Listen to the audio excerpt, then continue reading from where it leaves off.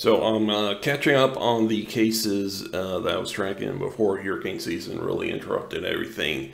And I have an update on one of the Carl Lentz cases that was going on in Texas. Now, because the update involves medical information, I'm going to edit, I'm going to block out identifying information just to protect the person's privacy.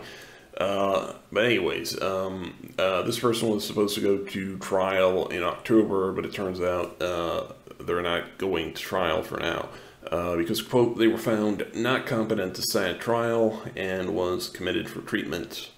So let's read. On October, the court held a hearing pursuant to 18 U.S.C. 4241 to determine the mental competency of the defendant. During the hearing, the court reviewed the report of Dr. Blah Blah concerning the mental status of the defendant.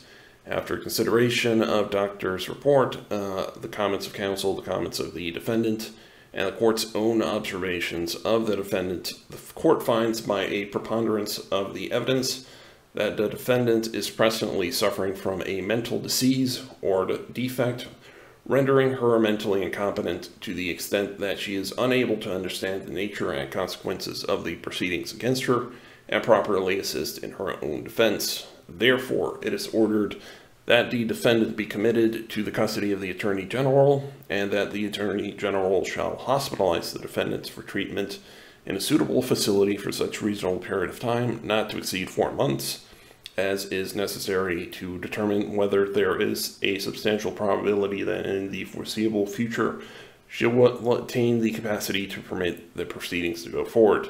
It is further ordered that the period of hospitalization may not exceed 4 months, unless extended by judicial findings made pursuant to 18 U.S.C. 4241.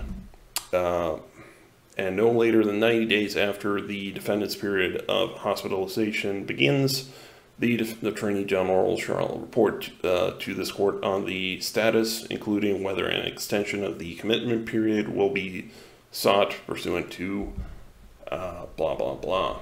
Or to put it in other words, the court found that she is crazy and sent her to a psych ward, psychiatric hospital.